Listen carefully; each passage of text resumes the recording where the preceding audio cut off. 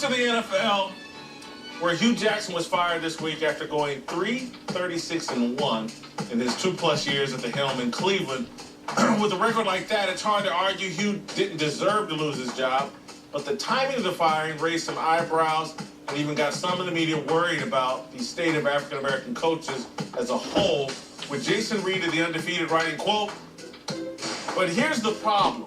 In an overwhelmingly African-American league in which almost 70% of the players are black, it's simply unacceptable that so few black people are head coaches.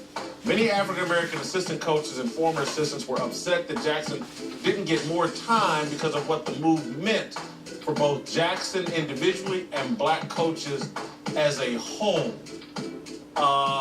I get why the issue was raised, and Bucky, you had some interesting thoughts over Twitter that I'm going to actually let you kind of set the table for this discussion, and then we'll respond to your take. I think the article kind of outlines the fear of coaches that black coaches are judged collectively, not individually.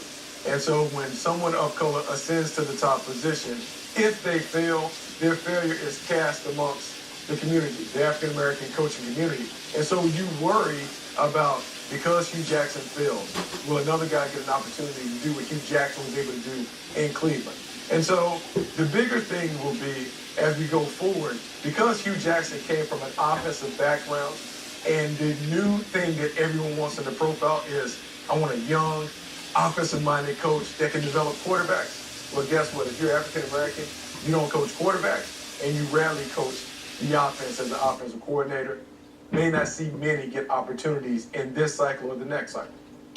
I don't think Hugh's failure impacts black coaches. I really don't. I don't think there's ownership around the league that's sitting there thinking Hugh is analogous to any of the other coaches around the league. Hugh's a different bird. Always has been a different bird.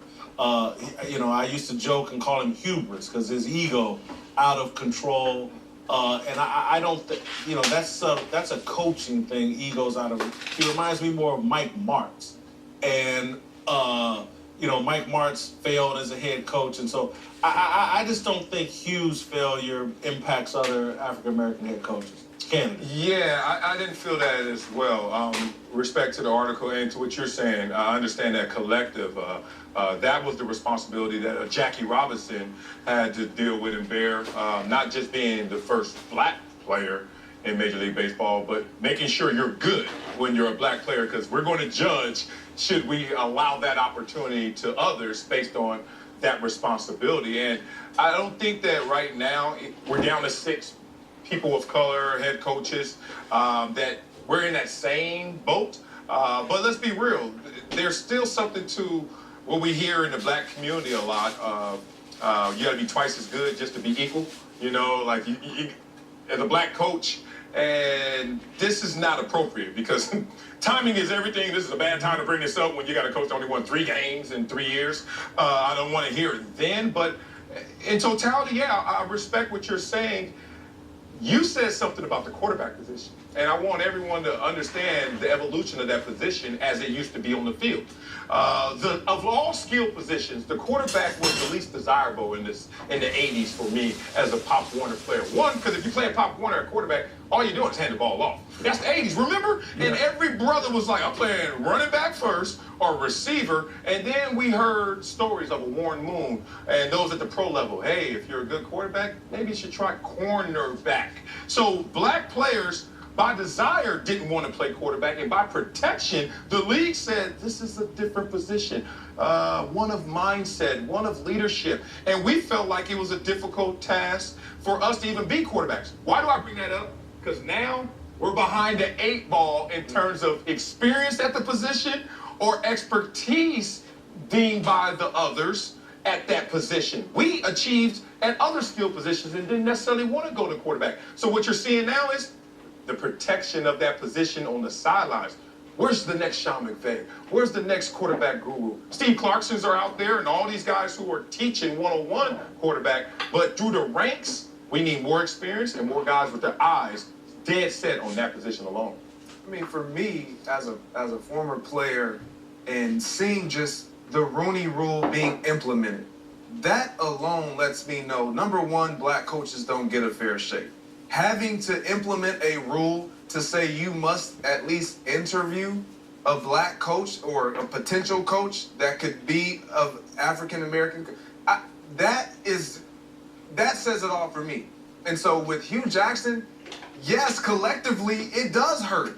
It hurts because guys are thinking, black coaches are thinking, man, I hope Hugh is successful because he makes and helps us all. And then my issue with even the Hugh Jackson firing, yeah, he was 3 and whatever, doesn't matter. But once he finally got the talent, he never got an opportunity to see it through.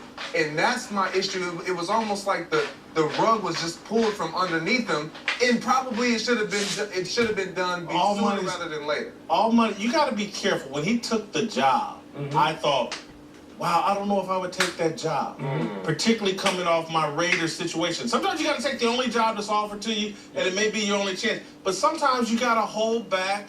All money's not good money. It's like playing dominoes or anything like that. And so I thought he took a job where it was everybody has gone there and died, from Bill Belichick to everybody. He took a losing hand. But I think we just got to be careful, because I'm a huge Marvin Lewis fan. And I get beat up for defending Marvin Lewis because I think he's a hell of a coach. He's been there 16 years without winning a playoff game. So I think these things are all situational as we go from Sean McVay right now is the hot coach and everybody's looking for Sean McVay. Well, there was a time when Mike Tomlin was the hot coach and everybody was looking for Mike Tomlin. A lot of this stuff is cyclical. And a lot of this stuff, like anything else, is driven by success. If you have success, they'll go out and look for the next guy like you. If we have success on this show, they'll be looking for guys like us to do shows like this at other places. That's the way it works. And then the other thing, I think Jason Reed, and I just think we got to dig deeper on these stories and get to the root causes, because I hate it when we go to, well, 70% of the players are black, so therefore the coaches should be X, Y, and Z. Well, let's say you're sitting out in Silicon Valley and you're running all these tech companies, and you go, well, 90% of our employees are either white or from India. And so should therefore all the managers be from white and India? We can't use some stat to say this is what should be happening in coaching. The issues are deeper than what we're allowing. Hugh Jackson, there's been a lot of coaches fired after 1 year. Not get Jim Tomsula. Chip Kelly had success in college, had success in Philadelphia. Came out to San Francisco, got fired in 1 year. I'm not, and Marcellus, you made the point about quarterbacks, and we may get into this later but other than in, I think, 2003 or 2004, there's never been a better time to be a black quarterback. Black quarterbacks are killing it right now. And that is something very true to that. And this goes all the way back. Dr. Harry Edwards did a study way back in the late 60s, and I wrote about it in college. Positions of centrality, where blacks were not allowed to play positions of centrality, meaning they couldn't play center, they couldn't play quarterback, middle linebacker, and free safety, because those were the thinking man's positions. Where if you go and you look at coaches ascend from those spots. Yes. They're either quarterbacks, middle linebackers, free safeties. That's where the coaching tree comes from. So for us, now that we're seeing more blacks play quarterback in college and the pros, we would like to think that some of those guys will get an opportunity to coach that position, because that's where head coaches are coming from. Look at T. Martin at USC. Was a quarterback in college, led Tennessee to a national championship, got a chance to be an offensive coordinator at a big school like USC. That again, that's where it's going to come from. And 4 years, but just got demoted in turn. No, but he had a shot at USC. That's a great. And it does, and then it also takes elevating those that are quarterbacks, or offense coordinators. Eric Bieniemy. All the conversation in Kansas City has been about either Pat Mahomes or Andy Reid. Eric Bieniemy is the play caller. Yes. So we need to make sure that we give him his just due for putting together a dynamic offense and doing some of those things. I want to go back to about success, and this is why I root for the National Football League to have success. Because one thing that I think has evened things out in professional football, it's so successful and there's so much money on the line and people are making so much money that they can't sit there and make racist decisions because they want to make green decisions. Whatever will help me win and survive so I can continue to make this $4, $6, $7, $8 million a year as the head coach, that's the decision they're going to make. And as ownership, I just don't believe there's many. Maybe there are. If there's 32 NFL owners, maybe there's 10 of them, maybe there's 5 of them, maybe there's 4 of them. Maybe there's just only 1 of them. But I think most NFL owners have said, who can help me win? And I don't care if they're green, blue, whatever color. I think what Greg is talking about or whatever, it's still an exposure thing because this still is a relationship business.